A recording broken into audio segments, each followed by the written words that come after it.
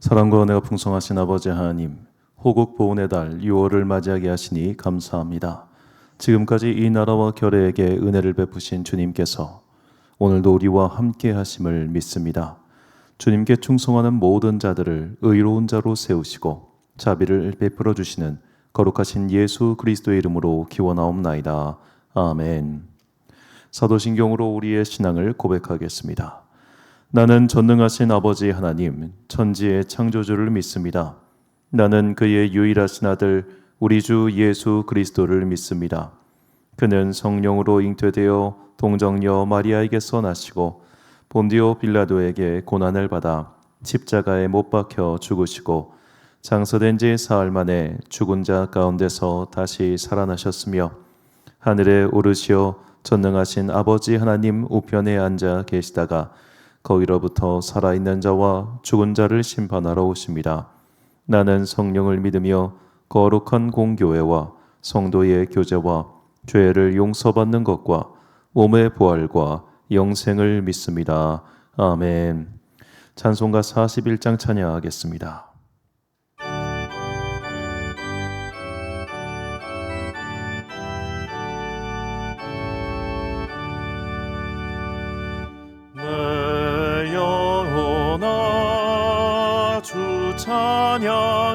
찬양하여라. 온 뜻과 정성을 담아서 사랑과 은혜 풍성하시니 주 안에 참된 기쁨이 넘치도다. 내 영혼아 주 찬양하여라. 그 팔로 행하신 그 위엄을 인자와 자비 풍성하시니 온 세상 모두 알리라 세세토록. 내 영혼아 주 찬양하여라. 능력과 권세로 다스리네. 교만한 자를 물리치시고 이 낮고 천한 백성들 높이시네. 내 영혼아 주 찬양하여라. 하나님 약속은 늘 지키시네. 온 세상 향해 크게 말하라. 내 주님 위대하심을 영원토록.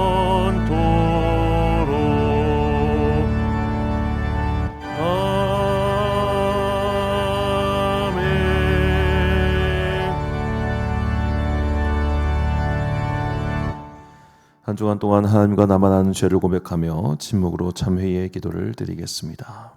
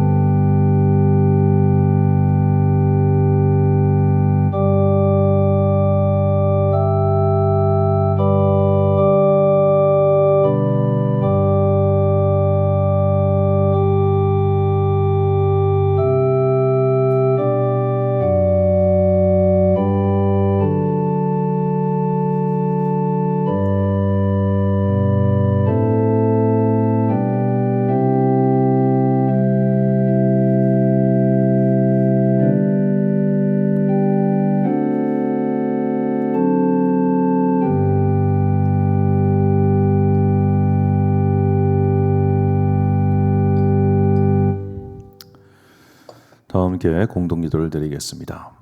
사랑과 은혜가 충만하신 아버지 하나님, 모든 민족과 모든 역사와 모든 삶의 주관자 되시는 주님께서 우리를 주님의 자녀로 삼아주심에 감사드립니다.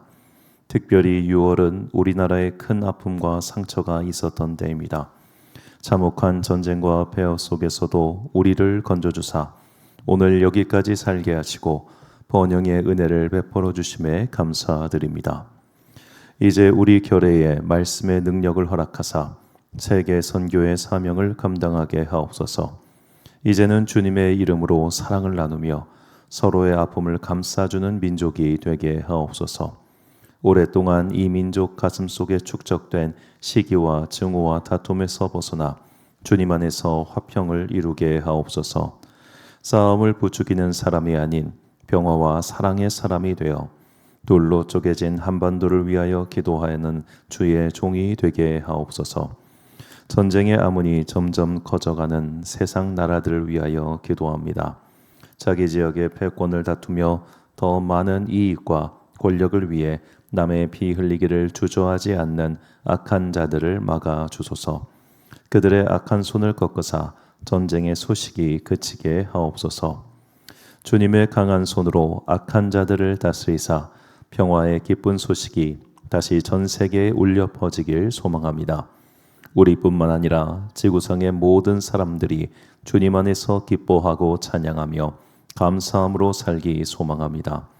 언제 어느 때나 예수님께서 흘리신 보혈에 참된 의미를 꽃피어 나가는 삶을 살게 하옵소서. 오늘도 예배와 말씀과 찬양과 기도를 통하여 우리에게 말씀하옵소서. 주의 종들이 듣겠나이다. 이 모든 간구와 함께 주님의 은총과 자비를 구하며 주님께서 가르쳐 주신 기도를 드리오니, 하늘에 계신 우리 아버지, 아버지의 이름을 거룩하게 하시며 아버지의 나라가 오게 하시며 아버지의 뜻이 하늘에서와 같이 땅에서도 이루어지게 하소서. 오늘 우리에게 일용할 양식을 주시고 우리가 우리에게 잘못한 사람을 용서하여 준 것 같이 우리 죄를 용서하여 주시고 우리를 시험에 빠지지 않게 하시고 악에서 구하소서. 나라와 권능과 영광이 영원히 아버지의 것입니다. 아멘.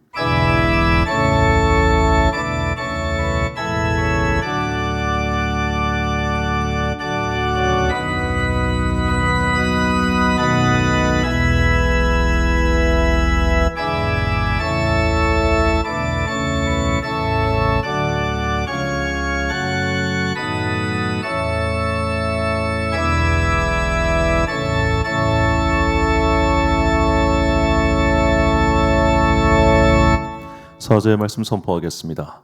온 백성은 기쁘고 즐겁게 노래할지니 주는 민족들을 공평히 심판하시며 땅 위의 나라들을 다스리실 것임이니이다.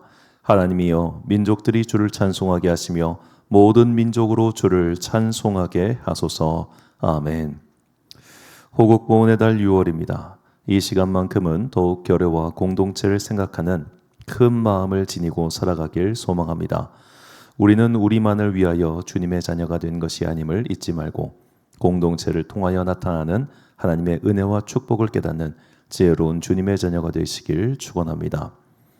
교독문 101번을 함께 교독하시겠습니다. 내가 여호와를 찬송하리니 그는 높고 영화로우심이요 말과 그 탄자를 바다에 던지셨음이로다. 여호와는 나의 힘이요 노래시며 나의 구원이시로다. 그는 나의 하나님이시니 내가 그를 찬송할 것이요. 여호와여, 주의 오른손이 권능으로 영광을 나타내시니이다. 여호와여, 주의 오른손이 원수를 부수시니이다. 여호와께서 시온의 포로를 돌려보내실 때에 우리는 꿈꾸는 것 같았도다. 그때 우리 입에는 웃음이 가득하고 우리 혀에는 찬양이 찼었도다. 그때의 문나라 가운데서 말하기를 여호와께서 그들을 위하여 큰 일을 행하셨다 하였도다. 여호와께서 우리를 위하여 큰 일을 행하셨으니 우리는 기쁘도다. 흑암에 행하던 백성이 큰 빛을 보고 사망의 그늘진 땅에 거주하던 자에게 빛이 비치도다. 함께 있습니다. 주께서 이 나라를 창성하게 하시며 나의 기업 이스라엘이여 복이 있을지어다 하실 것임이라. 아멘. 찬송가 586장 찬양하겠습니다.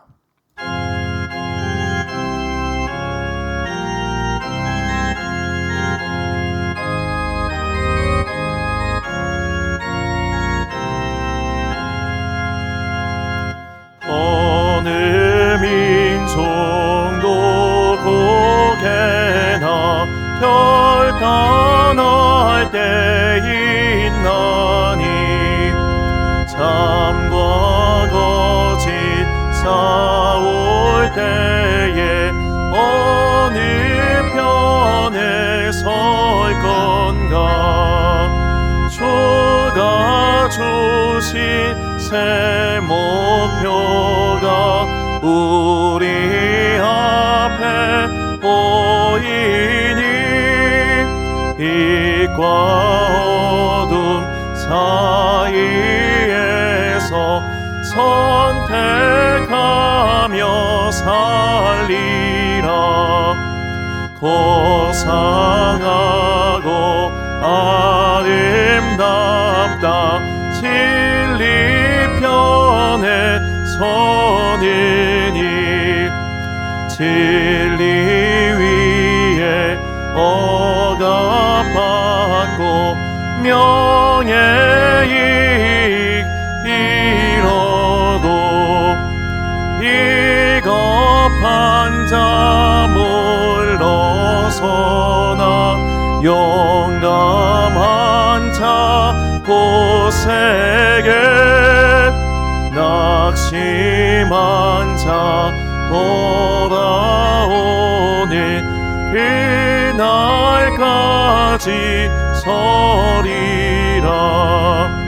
순교자의 빛을 따라 주의 뒤를 쫓아서 십자가를 등에 지고 앞만 향해 가리라. 새 시대는 새 사명을 우리에게 주나니 진리 따라 사는 자는 전진하리 언제나. 이비로 성하여도 진리 더욱 강하다. 진리 따라 살아갈 때 어려움도 당하리. 어디 가는 그 앞길에 어두운 장막 덮쳐도 하나님이 함께 계셔 항상 지켜 주시리. 아멘.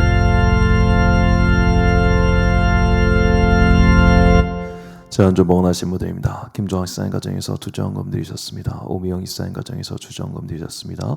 홍연숙 집사님, 오명순 권사님, 김영수 박경수 성도님, 백유현 집사님, 박선민 집사님, 그리고 김영민 집사님 가정에서 주정금 드리셨고요. 문승식 이규수 주정금 드렸습니다. 11조원금 송정현 청년 드렸고요. 김명정 장로님, 김영아 집사님 드리셨습니다. 감사원금 오미영 집사님, 홍연숙 집사님, 송건long 권사님 드렸고요. 안성열 장로님 가정에서 손녀 감사 드리셨습니다. 임직감사원금 김종학 집사님, 오영은 집사님 드리셨습니다. 송기원금 건축헌금 1,000번째 오영은 집사님 드리셨고 한상철 집사님 1,000번째 헌금 드리셨습니다.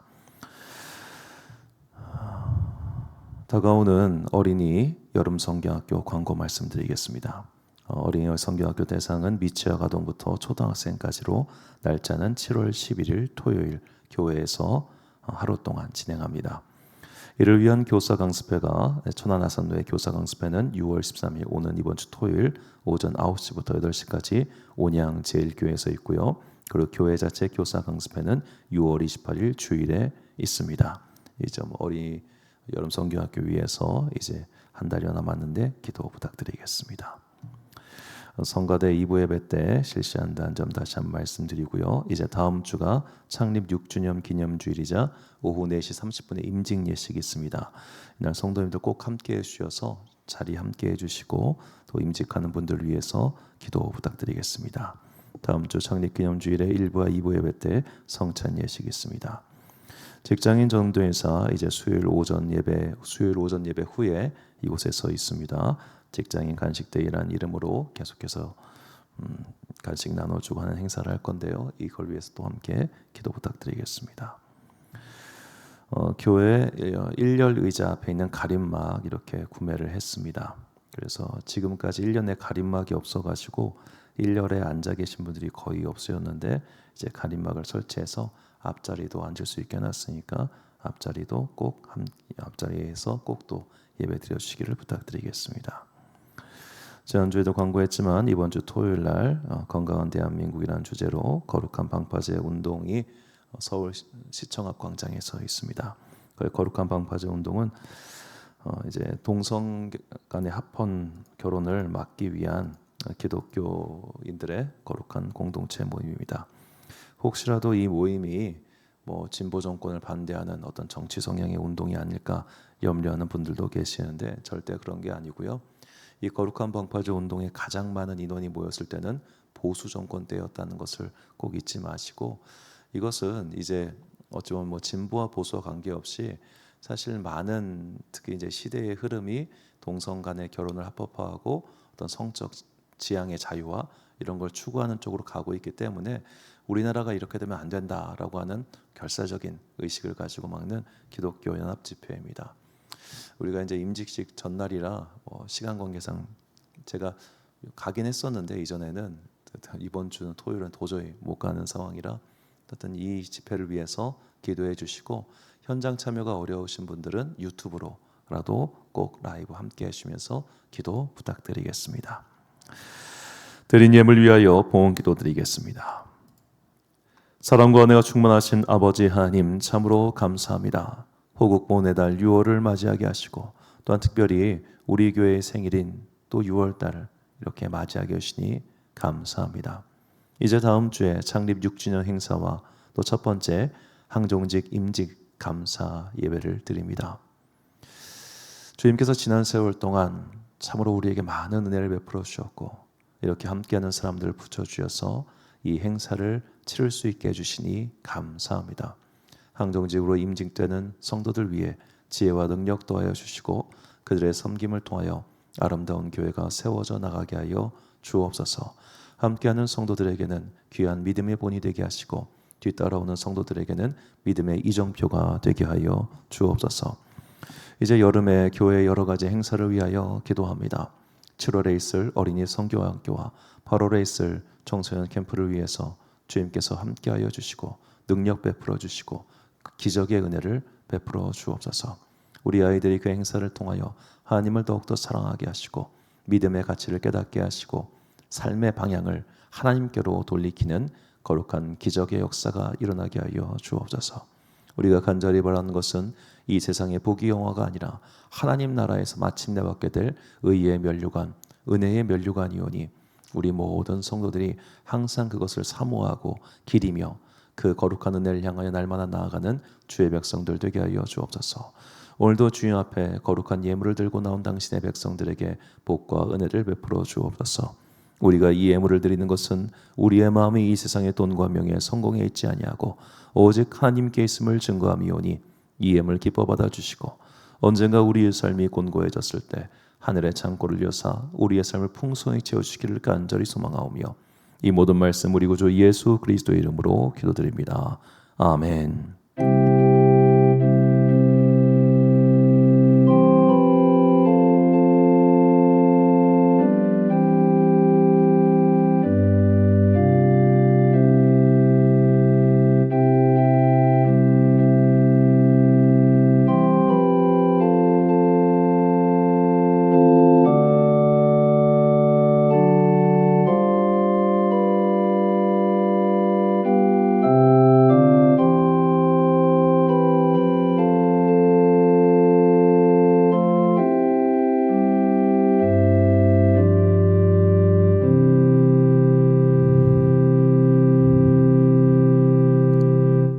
오늘 우리에게 주시는 하나님의 말씀 신명기 28장 1절부터 10절까지 말씀입니다. 신명기 28장 1절부터 10절까지 말씀.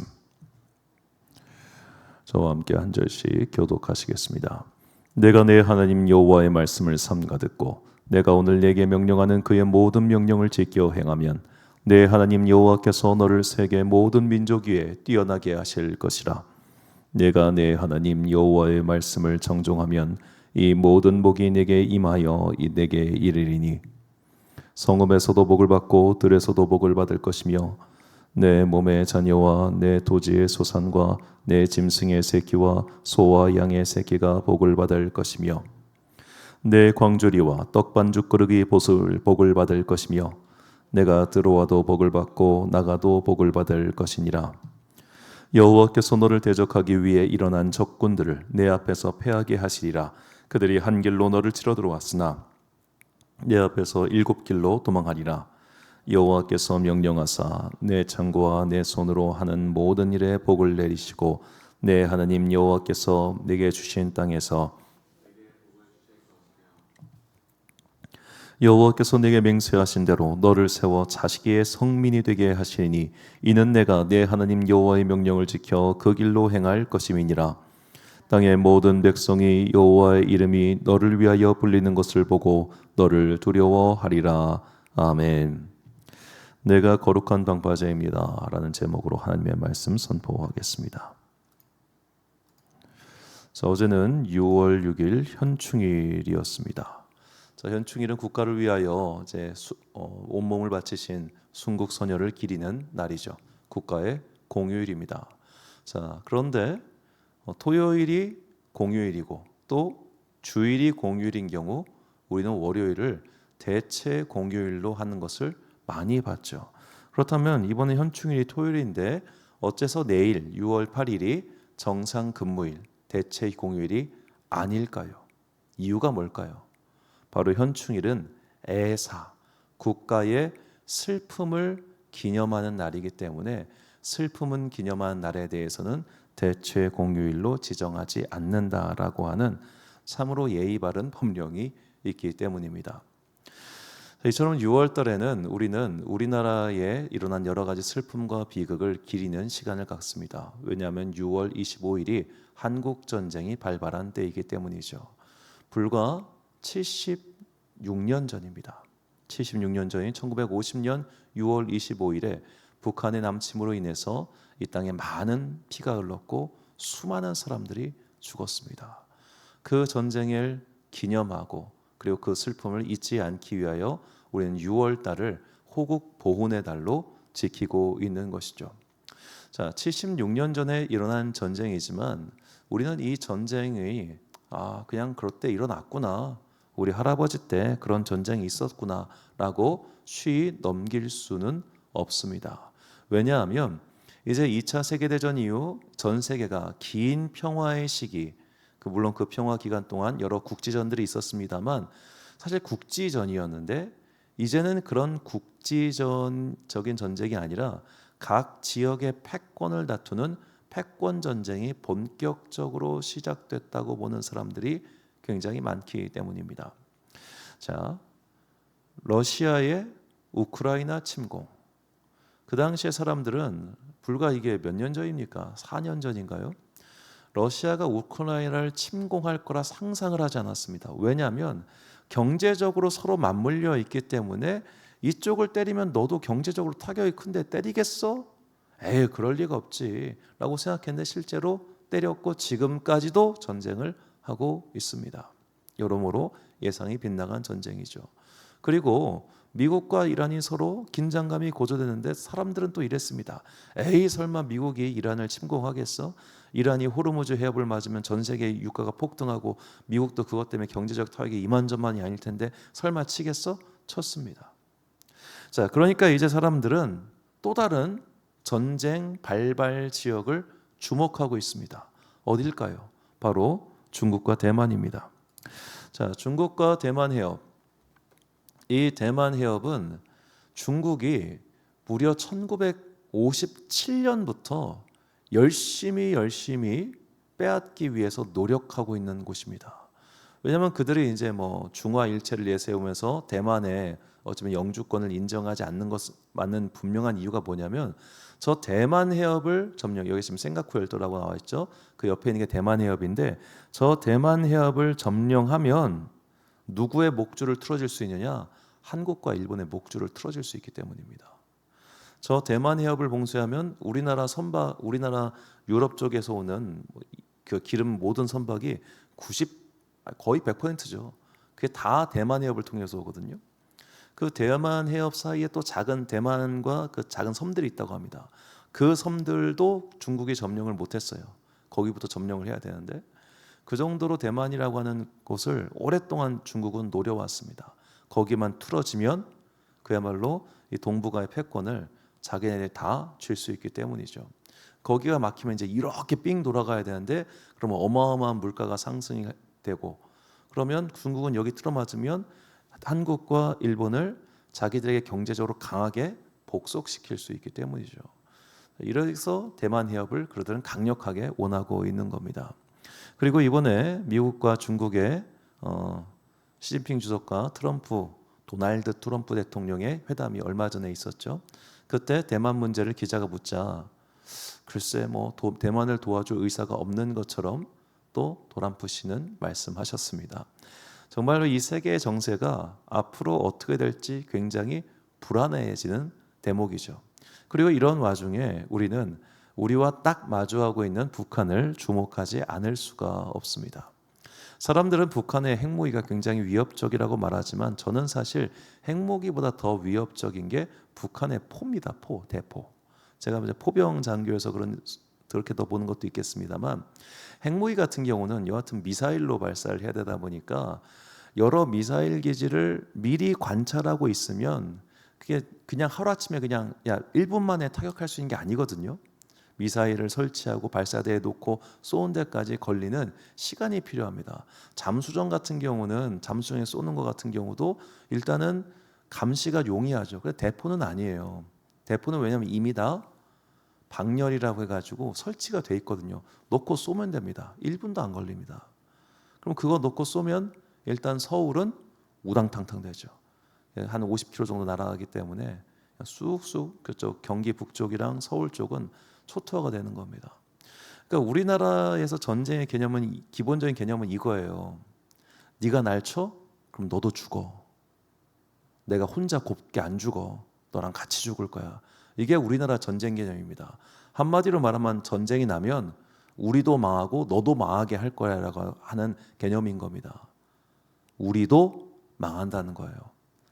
우리의 전쟁은 우리가 망하지 않고 승리하는 방법이 없습니다. 일단 망하는 건 기본값입니다. 그러니까 세계에서 한반도를 보는 시선은 언제나 다 불안해합니다. 코스피가 8,000을 넘어서 이제 9,000을 향해 가고 있죠. 얼마 전에 떨어지긴 했습니다만.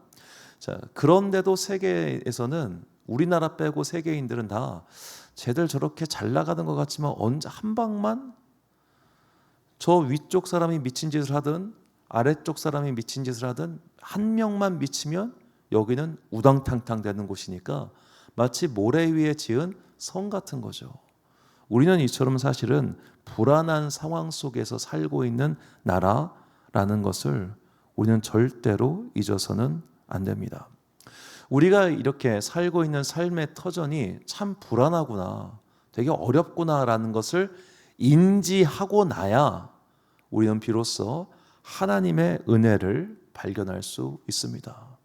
우리나라가 동북아시아에서 이렇게 불안한 지형 속에 있었던 것이 어디 하루 이틀입니까? 우리나라는 그 전부터 불안했습니다. 이것이 명확하게 드러난 때가 임진왜란 때죠. 이따 뒤에 더 자세히 설명하겠지만 결국에는 대명가도 명나라를 칠 테니 길 빌려달라고 하는 일본의 요구를 거절하자 히데요시가 어마어마한 병력을 이끌고 조선에 상륙하잖아요. 그래서 나라가 쑥대밭이 되지 않습니까? 그러니까 이대로 놔두면 조선이 병탄돼 가지고 명나라가 위험하겠다 해가지고 명나라 군대가 이제 지원을 해주게 내려옵니다. 여기까지는 좋은데 얘네들이 그냥 지원한 게 아니라 얘네들도 와서 수탈을 해요. 그러니까 조선이 임진왜란 때 한번 그렇게 우당탕탕 해가지고 여기 전쟁터가 돼서 우리가 엄청 괴로웠습니다. 완전히 똑같은 상황이 또 한 번 반복된 게 언제냐면 고종 때 청일전쟁입니다. 청일전쟁을 우리나라에서 치렀어요. 우리나라에서 청나라랑 일본이 싸웠다고요. 동학농민운동을 핑계로 해서. 그때 또 우리가 엄청나게 괴롭힘을 당했습니다. 러일전쟁 동해에서 싸웠습니다. 우리는 이런 식으로 강대국의 틈바구니 속에 있기 때문에 항상 불안한 위치 속에서 살았던 것이죠. 결국 그 불안한 위치는 일본 일제의 강점기라고 하는 역사적 사실로 드러나고 말았습니다. 그렇기 때문에 그때 비로소 사람들은 성경을 파고들기 시작했습니다. 참 재미있는 것은 우리나라에 성경이 처음 들어온 건 제가 볼 때 매우 높은 역사적인 사실입니다만 조선 정조 때입니다. 조선 정조 때 그때 이제 청나라랑 계속해서 교역을 하잖아요. 그때 이미 청나라에는 한자로 번역된 성경이 있었습니다. 그걸 조선의 유학자들, 특히 실학자들이 가지고 온 거예요. 그래서 그때 그들이 성경을 읽었고 몇몇 사람들이 천주교인이 되었습니다. 그런데 그들은 그 시대에 아무런 영향력을 끼치지 못하고 오히려 패족처럼 그냥 다 죽임을 당하고 말았습니다. 왜 그랬을까요? 그때 조선 정조 때 사람들에게 성경은 그렇게 매력적인 이야기가 담긴 것이 아니었기 때문입니다. 그냥 서희들의 학문이구나, 서희들의 종교구나, 딱 여기까지였어요.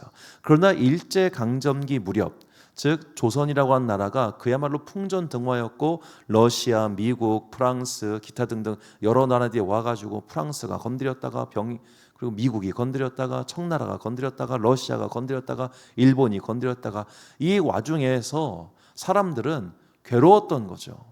우리가 진짜 힘이 없구나. 우리가 정말 약하구나. 그러다가 선교사들이 가져온 성경, 특히 언문, 한글로 번역된 성경을 읽으면서 그들은 이 성경 속에 나타난 이스라엘 민족에게 강한 동질감을 느끼게 됩니다. 얘네들도 이집트한테 얻어맞았다가 아수르한테 얻어맞았다가 바빌론한테 얻어맞았다가 그러다가 페르시아가 해방시켜주고 나중에는 로마한테 얻어맞고 얘네들도 참 기구한 애들이구나. 얘네들도 보통 어렵게 산 게 아니구나. 그렇다면 얘네들은 도대체 어떤 삶을 살았는가? 그거를 그렇게 성경을 보니까 동질감이 느껴지고 그래서 성경을 읽었던 그 당시 조선 사람들이 이 성경 속에서 우리 민족이 살아날 길을 찾은 거예요. 그렇기 때문에 많은 사람들이 성경을 더욱더 깊게 파고들었고 성경을 읽기 시작했던 겁니다. 여호수아서 23장 9절부터 11절까지 말씀 보니까 이는 여호와께서 강대한 나라들을 너희 앞에서 쫓아내셨으므로 오늘까지 너희에게 맞선 자가 하나도 없었느니라. 너희 중 한 사람이 1000명을 쫓으리니 이는 너희의 하나님 여호와 그가 너희에게 말씀하신 것 같이 너희를 위하여 싸우심이라. 그러므로 스스로 조심하여 너희의 하나님 여호와를 사랑하라. 아멘. 한 사람이 1000명을 쫓는 기적의 역사, 그 역사를 바라며 사람들은 기도했습니다. 우리나라 대한독립사의 역사를 탐구하면 우리나라는 절대 그 당시에 독립할 수 있는 상황이 아니었어요. 얼마나 지리멸렬하고 한심했는지 아십니까? 우리가 대한민국 임시정부를 되게 대단한 단체로 생각하는 경향이 있는데 그 대한민국 임시정부 안에서 얼마나 많은 파벌과 싸움이 있었는데요. 미국파, 소련파, 중국파, 거기다가 나중에 성씨별로 싸워요. 안동 김씨파, 전주 이씨파, 함경도 출신, 평안도 출신 이거 갖고 싸웠던 게 대한민국 임시정부예요.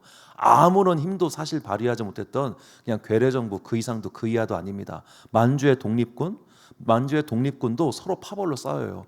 볼셰비키파, 누구파, 중국파, 어디파로. 그 정도로 하나가 되지 못했던 게 대한민국 독립운동사입니다. 독립한 게 기적이에요. 그런 기적이 어떻게 일어났겠습니까? 그 당시 사람들이 말씀을 열심히 읽고 하나님 이 약속의 말씀이 오늘 우리 민족에게 이루어지게 하여 주옵소서라고 기도했기 때문입니다. 전 이거 확실하게 믿습니다. 공부하면 공부할수록 믿지 아니할 도리가 없습니다. 우리가 소위 국뽕을 제거하고 20세기 이후의 대한민국사를 연구하잖아요. 이거는 이렇게 사는 게 기적이에요. 이런 기적 같은 역사를 누가 주셨는가? 바로 하나님께서 주셨다고 저는 믿어 의심치 않습니다. 우리나라는 20세기 이후 세계 최초로 도움받던 국가에서 도움을 주는 나라, 수원국에서 공여국이 된 나라입니다. 세계은행 원조 대상국 기간이 무려 50년이었습니다. 이 50년 동안 원조를 받다가 마침내 2009년부터 경제협력개발기구 산하 개발원조위원회에 참여하여 원조하는 나라가 되었죠. 세계 유일한 사례입니다. 이런 세계 유일한 사례가 어떻게 가능했겠습니까? 그러니까 우리나라 사람들이 조금 우리나라를 어떤 면에 조금 낮게 보는 것도 있는데 경제력과 군사력을 합치면 우리나라가 세계 6위입니다. 세계 6위. 그러니까 군사력이라고 하는 건 지금 싸울 수 있는 군사력도 필요하지만 지금 예를 들어 러시아와 우크라이나처럼 전쟁이 길어지면 그 전쟁 물자를 대는 게 훨씬 중요하거든요. 결국 전쟁은 보급의 싸움이기 때문에 우리나라가 보급력이 어마어마하게 좋은 겁니다. 지금 우리나라가 전쟁이 벌어지면 몇십만 명을 무장시킬 수 있는 그 물량이 대전에서 쏟아져 나옵니다. 대전에 어마어마한 하나 얼마 전에 불났었죠. 하나 에어로인가 거기. 그렇죠. 군사 기지들이 되게 많아요. 그런 식으로 우리나라가 엄청나게 공장을 돌리고 물자를 돌려가지고 포탄 만들고 미사일 만들고 탱크 만들고 쏟아져 내보내는 겁니다. 이거를 감당할까지 하는 국력이 세계 6위라는 겁니다.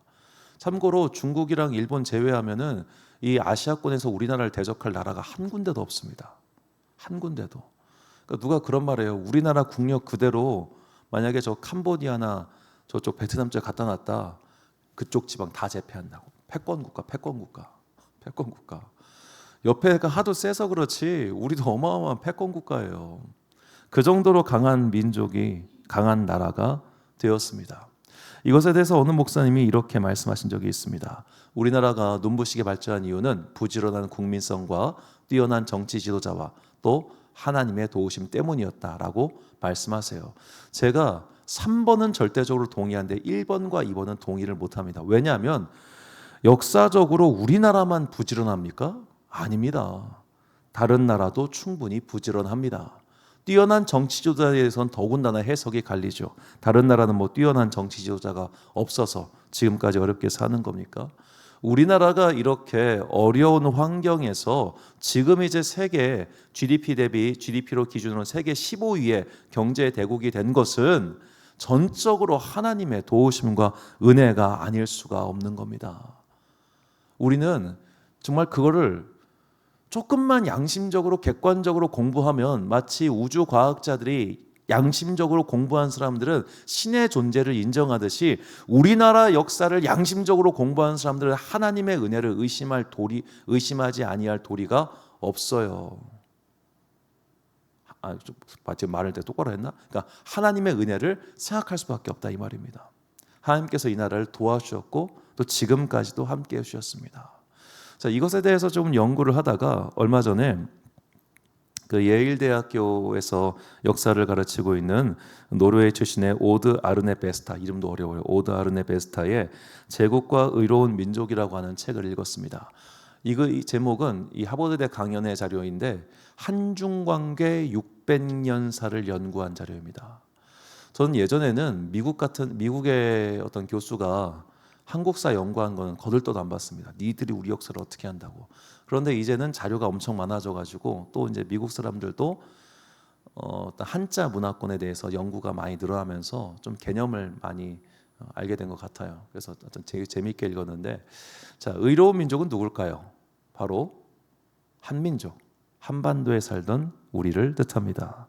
그럼 이 저자는 어째서 이 한반도에 살고 있던 그 당시 조선 사람들을 의로운 민족이라고 칭했는가? 이 사람이 주목한 조선 사람들을 의로운 민족이다라고 부를 만한 사건이 있었습니다. 그 사건이 뭐냐면 의병 활동이에요. 의병 활동. 이건 이제 일제 강점기 시대 의병 사진, 뭐 유일하게 남은 사진인데 캐나다의 어느 기자가 찍은 사진입니다.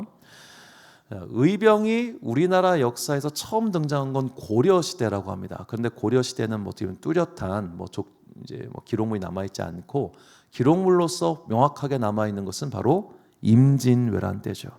임진왜란 때 일본군 일제 왜군이 쳐들어오자 이제 각 지방에서 의병들이 거병해서 왜군들을 무찌르기 시작하죠. 자, 민간군이 자신의 생명과 재산을 지키기 위해서 민간인이 무장해서 군대와 싸우는 일들은 세계사적으로 굉장히 흔합니다. 그런 일들은 많아요. 민간인들이 무장해서, 마을 사람들이 무장해서 저들과 싸웁시다, 이런 일들은 되게 많다고. 뭐 로빈훗도 크게 보면 그런 이야기 아니겠습니까? 그런데 왜 이 사람이 이 의병에 주목했냐면, 보통 역사에서 특히 이제 중국 같은 경우 그런 게 굉장히 많은데, 이런 민간인들이 무장을 해가지고 군인이 돼서 적들과 싸우고 나잖아요. 뭘 요구하냐? 중앙정부에 우리의 공로를 인정해달라고 돈을 요구합니다. 그리고 그것을 들어주지 않으면 중앙정부의 반기를 일으키는 일종의 군벌 행세를 하게 됩니다. 이게 대부분의 세계의 역사예요. 그런데 이 나라의 의병은 다르더라는 거예요. 해산해버려요. 전쟁 끝났다, 해산. 그럼 그들은 왜 싸웠냐? 가치를 위해서. 충성이라고 하는 값어치, 결애라고 하는 의식, 모두라고 하는 공동체 의식, 이것을 뚜렷한 말로 오늘날 언어로 표현하지 못했지만 이 의병들에게는 그런 자기 의식이 있었더라는 거예요. 우리가 이 나라를 지켜야 된다. 우리가 이 강토를 지켜야 된다. 우리가 같은 동포들, 같은 민족의 생명을 지켜야 된다고 하는 그런 의식이 이때부터 있었다라는 거죠. 그래서 그들은 스스로를 의병이라고 불렀다는 겁니다. 그 의병이라는 표현 자체가 되게 주목할 만합니다. 한자어로 의자가 무슨 뜻이냐면 양자에다가 아자를 씁니다. 그러니까 내 위에다가 양이라고 하는 재물을 올려놓은 거예요. 나보다 더 큰 가치에 순복하는 게 의로움입니다. 그래서 이 한자를 설명하는 설문해자를 보면 사람의 고통과 위험이 올바른 상태를 의라고 말합니다. 나보다 더 큰 가치에 내가 순복하니까, 나보다 더 큰 가치에 내가 따르고 있기 때문에 그는 올바른 사람이라는 겁니다. 의병들이 그랬어요. 사자성어로 하면 그들은 견리사의, 이익을 따르지 않고 의로움만 바라봤던 사람들입니다. 그런 것을 위해서 나의 생명, 나의 재산도 조금 더 아까워하지 않았던 사람들이죠. 이런 의병 활동이 나중에 일제시대까지 이어지지 않습니까? 이거를 너무너무 기막히게 잘 그려낸 드라마가 미스터 션샤인입니다. 여러분, 한국 사람이란 미스터 션샤인 한 번쯤은 봐줄 가치가 있다고 저는 생각합니다. 자, 정말로 여러분, 나라가 뭘 해줬는데요? 유진 초이의 말처럼 이 나라가 해준 게 뭐가 있어요? 노비의 자식이라고 죽이려고 나오고. 그런데 그럼에도 불구하고 싸우잖아요. 그럼에도 불구하고 생명을 던지잖아요. 왜? 더 높은 가치를 위해서. 그런 DNA가, 그런 속성이 우리에게 있더라는 거예요. 그렇기 때문에 저는 하나님께서 우리를 주목하셨다고 생각합니다. 아, 얘들은 말씀에 순종하는 애들이구나. 얘들은 더 높은 가치에 자신의 생명을 던질 수 있는 사람들이구나 라고 말입니다. 그래서일까요? 복음이, 특히 개신교회가 한국 일제강점기에 들어왔을 때 그 당시 교회에서 정말로 열심히 했던 게 뭐냐면 사경회입니다. 사경회는 조사할 사자를 써서 말씀을 집중적으로 읽는 기간으로, 보통 농번기가 지나고 나서 약 일주일 가까이 성경 말씀을 집중적으로 공부하는 그런 사경회를 가졌다고 합니다. 이 사경회를 사람들이 얼마나 사모했는지, 그 당시 다 걸어서 이동해야 되잖아요. 몇 시간씩 걸어가지고 교회까지 가가지고 그거 또 몇 시간 성경 공부하고 다시 또 몇 시간 돌아가서 집에 가고 그 다음날 또 다시 또 몇 시간 걸어와서 오고, 이런 일들이 엄청 많았다고 하죠. 이렇게 사람들은 말씀을 사모했고 또 말씀이 주시는 그 가치에 자신의 생명을 드리기를 주저하지 않았습니다. 그래서 한국 사람들이 그렇게 순교자가 많은 거예요. 예전에 물론 세계에서 단일 국가로 순교자가 제일 많은 나라는 일본입니다. 그때 이제 에스파냐, 포르투갈 선교사들이 예수의 전파를 했을 때 그들 그냥 마을 단위로 다 집단 몰살을 당해서 그렇게 많은 건데, 그 외에 개별적으로 개인이 나는 그게 싫어, 나는 죽더라도 이거 지킬 거야 라는 식으로 참 우리나라 사람들 많이 순교했죠.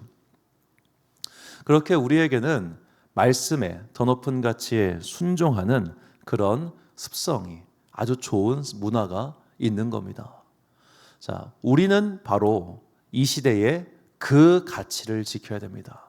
우리의 선배들이, 우리보다 앞선 사람들이 말씀을 지키고 말씀에 순종하기 위해 자신의 생명과 자신의 인생을 조금 더 아까워하지 않았던 것처럼 우리 또한 그렇게 하나님의 말씀에 순종해야 합니다. 그때 비로소 하나님께서 예비하신 놀라운 복이 임하게 될 것입니다. 본문 1절과 2절 말씀 보니까 내가 내 하나님 여호와의 말씀을 삼가 듣고 내가 오늘 내게 명령하는 그의 모든 명령을 지켜 행하면 내 하나님 여호와께서 너를 세계 모든 민족에 뛰어나게 하실 것이라. 내가 내 하나님 여호와의 말씀을 청종하면 이 모든 복이 내게 임하며 내게 이르리니 아멘. 하나님의 말씀을 듣고 청종하는 사람을 주님께서 뛰어나게 하실 것이다. 이 말씀은 주님께서 의로운 자들을 지켜주신다는 뜻입니다. 우리의 무기가, 미국의 해고산이 우리를 지키는 것이 아니라 바로 하나님께서 우리를 지켜주신다는 겁니다. 여러분, 외국의 강대한 국가를 너무 의지하지 마십시오. 걔네가 날아오는 사이에 우리나라 전쟁 끝납니다.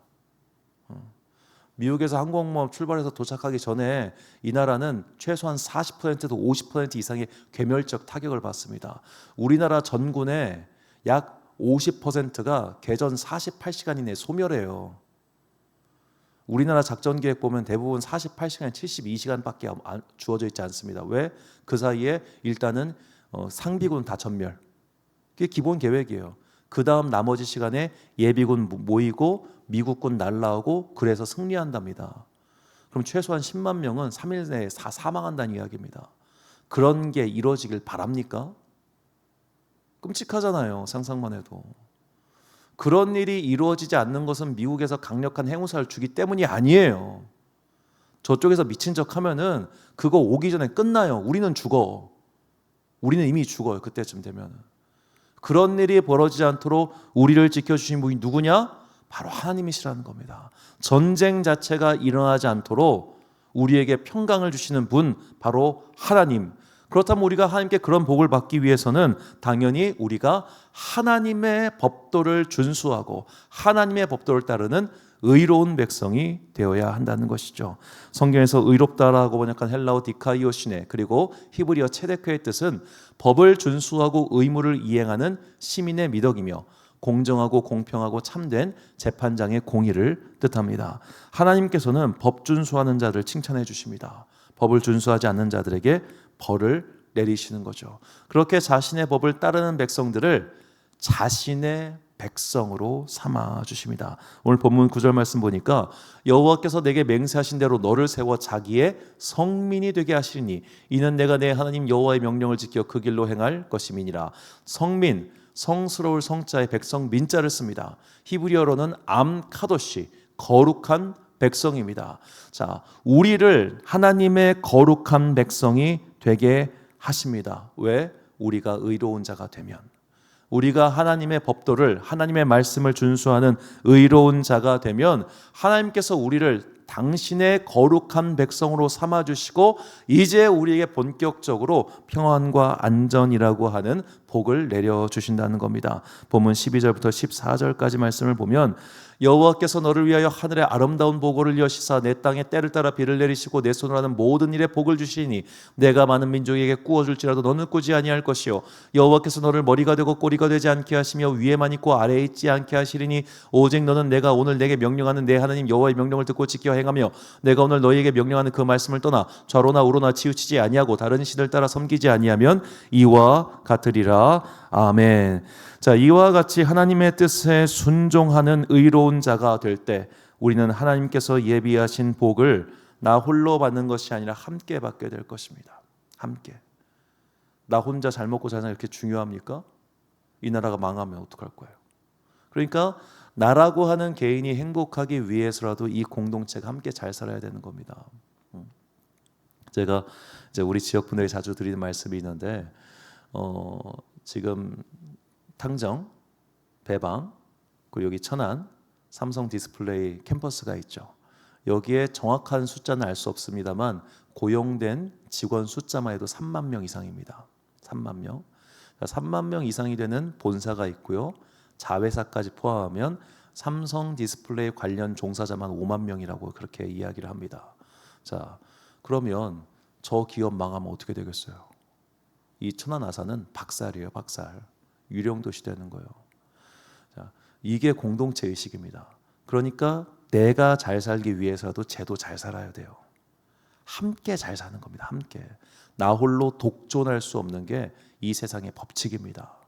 하나님께서는 오늘 우리에게 복을 주십니다. 나 개인에게도 복을 주시고 공동체에게도 복을 주십니다.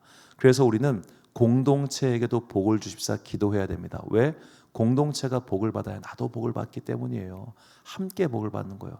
나 혼자 홀로 복 받는 건 없어요. 만약에 모두가 가난한데 나 혼자 부자가 됐다. 사람들이 나를 그냥 두겠습니까? 나를 죽이고 그 재산을 뺏겠지. 그러니까 우리가 함께 잘 살기 위한 기도를 결코 멈추지 않아야 합니다. 그렇게 내가 하나님 앞에 충성하고 하나님 앞에 복받기 위하여 주님 앞에 순종하고 나아갈 때 주님께서는 나를 통하여 공동체가 부강하게 만들어 주십니다. 그 사례가 누구냐면 다윗이에요.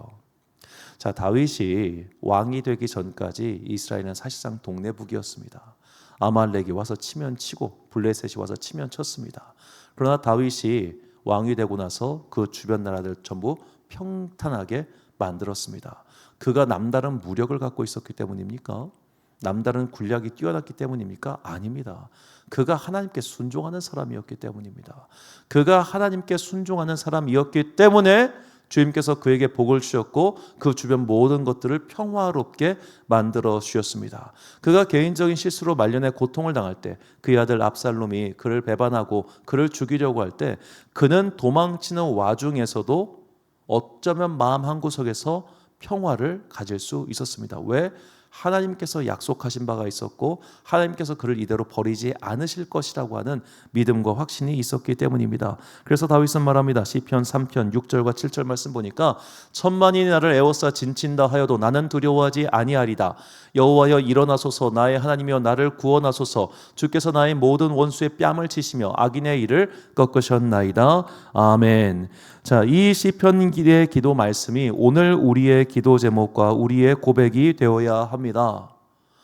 아무리 우리 주변 나라가 강하다 할지라도 아무리 이 나라가 우리한테 이빨을 내밀고 아무리 저 나라가 우리한테 함정을 친다 할지라도 오늘 우리가 하나님의 말씀에 순종하고 하나님의 정의를 따르는 그런 사람, 그런 공동체를 만들어 가면 천만인이 우리를 둘러싼다 할지라도 우리는 겁먹을 것이 없습니다. 왜? 하나님께서 우리의 방패와 산성이 되어주시기 때문입니다. 이 말씀을 들으면 우리는 이런 생각합니다. 아유, 그래 알겠는데 나 한 사람이 거룩하게 사는 게 무슨 의미가 있나요, 목사님? 나쁜 놈들이 저렇게 많은데 나 한 명이 똑바로 의롭게 사는 게 무슨 의미가 있나요, 목사님? 정치인들이 저렇게 썩었는데 이런 생각 하겠죠. 들지요. 그런데 성경은 다른 말을 해요. 예레미야 5장 1절과 26장 13절 말씀을 보면 너희는 예루살렘 거리로 빨리 다니며 그 넓은 거리에서 찾아보고 알라. 너희가 만일 정의를 행하며 진리를 구하는 자를 한 사람이라도 찾으면 내가 이 성읍을 용서하리라. 그런즉 너희는 너희 길과 행위를 고치고 너희 하나님 여호와의 목소리를 청종하라. 그리하면 여호와께서 너희에게 선하신 재앙에 대하여 뜻을 돌이키시리라. 아멘. 자, 한 사람이라도 있으면 하나님께서는 그 한 사람의 의로움, 그 한 사람의 순종, 그 한 사람의 믿음의 결단을 통하여 공동체를 살리시고 교회를 살리시고 그들을 회복시키십니다. 오늘 우리의 순종은, 오늘 우리의 헌신은, 오늘 우리의 믿음 생활은 그렇기 때문에 의미가 있는 겁니다. 아무리 세상이 악해 보이고 아무리 권력자들이 날뛰는 모습 보면서 실망할 일이 있고 낙심할 일이 많다 할지라도 오늘 이 기록된 말씀을 믿고 믿음의 용기를 잃지 마십시오. 우리가 하는 모든 것들을 주님께서 기억하시고 우리를 지켜주실 겁니다. 그리고 우리를 지키기 위하여 이 나라를, 이 교회를, 이 공동체를 지켜주실 겁니다. 이것이 우리를 통하여 이루어지는 이 나라의 거룩함이요 우리를 통하여 회복될 이 나라의 거룩한 모습입니다. 레위기 26장 3절과 6절과 8절과 9절 말씀 보니까 너희가 내 규례와 명령을 준행하면 내가 그 땅에 평화를 줄 것인즉 너희가 누울 때 너희를 두렵게 할 자가 없을 것이며 내가 사나운 짐승을 그 땅에서 제할 것이요 칼이 너희의 땅에 두루 행하지 아니할 것이며 또 너희 다섯이 백을 쫓고 너희 백이 만을 쫓으리니 너희 대적들이 너희 앞에서 칼에 엎드려질 것이며 내가 너희를 돌보아 너희를 번성하게 하고 너희를 창대하게 할 것이며 내가 너희와 함께한 내 언약을 이행하리라. 아멘. 너희가 내 규례와 계명을 준행하면, 이것만 지키면 평화를 준다고 하십니다. 이것만 지키면 너희 가운데 은혜가 있을 것이라고 하십니다. 한 명만 잘 지켜도, 한 명만 잘 순종해도 이러한 일들이 오늘 우리에게 일어날 것이다라고 분명히 약속하고 계십니다. 그러므로 사랑하는 지혜빛 광성교회 성도 여러분, 거룩한 믿음의 자녀 여러분, 포기하지 마십시오. 낙심하지 마십시오.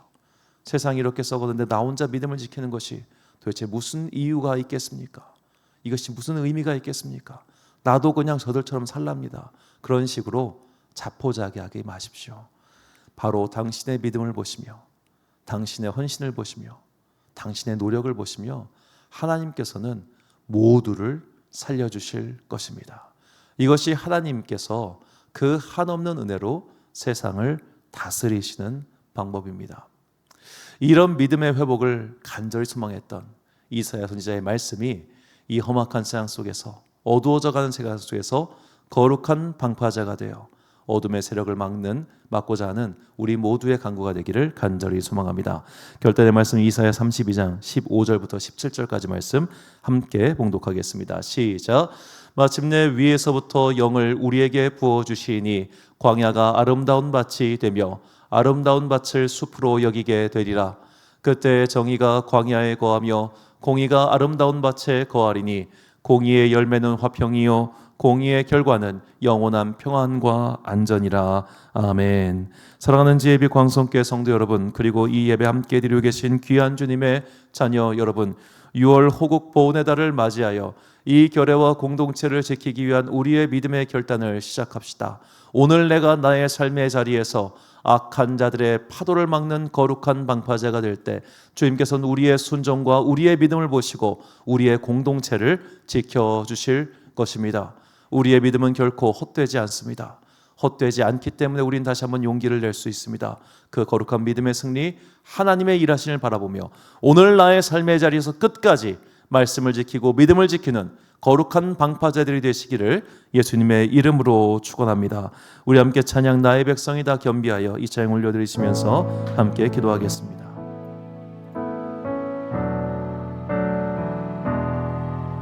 나의 백성이 다 겸비하여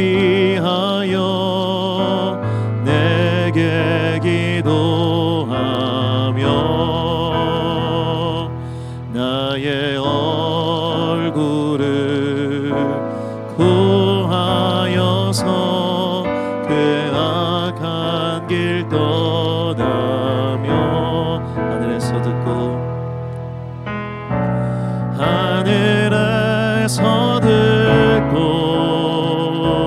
죄를 사하며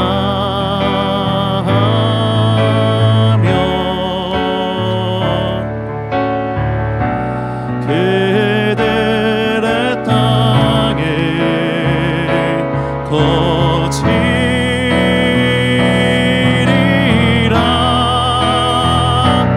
아버지여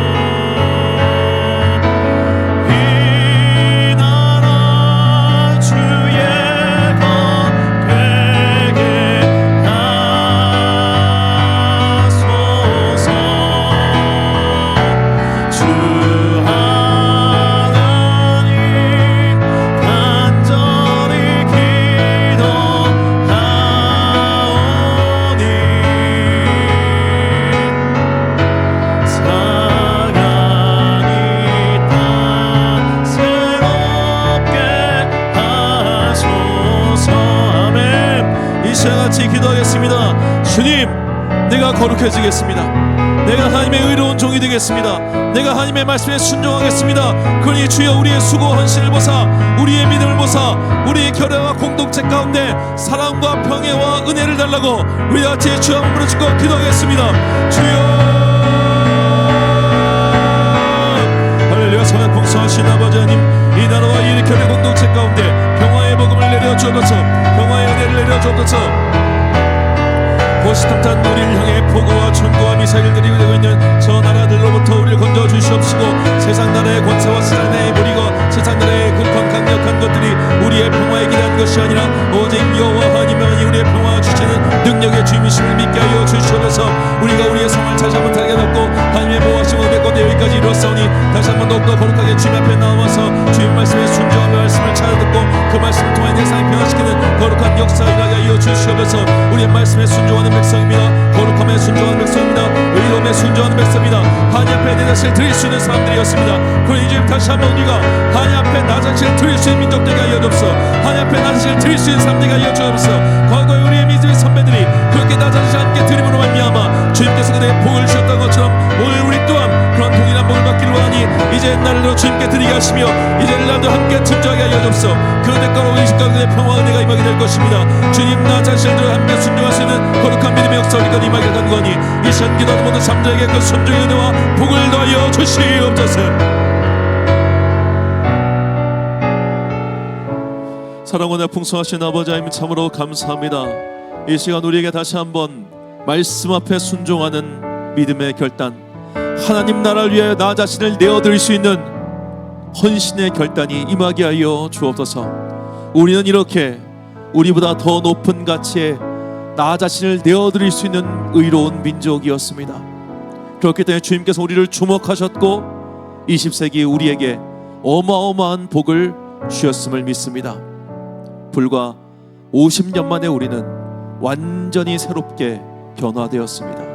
이것은 한 개인의 뛰어남이나 혹은 민족의 부지런함 때문이 아니라 정말로 하나님께서 우리에게 복의 복을 더하여 주셨기 때문입니다. 지금 또한 우리는 아직도 하나님의 은혜와 복 중에 있습니다. 그러니 주님, 우리가 이것을 분명히 깨닫고 다시 한번 하나님 앞에 순종하고 하나님께 복종할 수 있는 민족 되게 하여 주시옵소서. 정말로 하나님께 내 자신을 내어 드림으로 말미암아 주님께서 우리에게 주시는 이 결례와 공동체에게 주시는 평화와 안전과 은혜를 다시 한번 사모하고 바라는 거룩한 백성들 되게 하여 주옵소서. 나 한 명의 결단이 결코 쓸데없는 것이 아님을 깨닫게 하시니 감사합니다. 이제 내가 나의 삶의 자리에서 거룩한 방파제로 남겠습니다. 악의 파도를 먹는 거룩한 방파제로 남겠습니다. 적어도 내 손이 닿는 것만큼은 더러운 영들이, 더러운 악의 문화가 침투하지 못하도록 지켜내겠습니다. 주님, 이기심은 사라지게 하시고 오직 하나님의 말씀에 순종하는 거룩함만이 우리에게 남게 하여 주시옵소서. 우리를 통해 다시 한번 이 땅 가운데 하나님의 거룩한 평화와 놀라운 은혜가 임하기를 간절히 소망하오며, 지금은 우리 주 예수 그리스도의 은혜와 하나님 아버지의 놀라우신 사랑과 성령님의 교통하심이 이제 나 자신을 하나님께 내어드림으로 말미암아 이 결례 가운데, 이 나라 가운데 거룩한 은혜와 평화를 임하게 하리라. 하나님의 사랑이 임하게 하소서. 간절히 기원하는 거룩한 주의 백성들 머리 위에 지금부터 영원까지 함께 하시기를 간절히 축원하옵나이다. 아멘.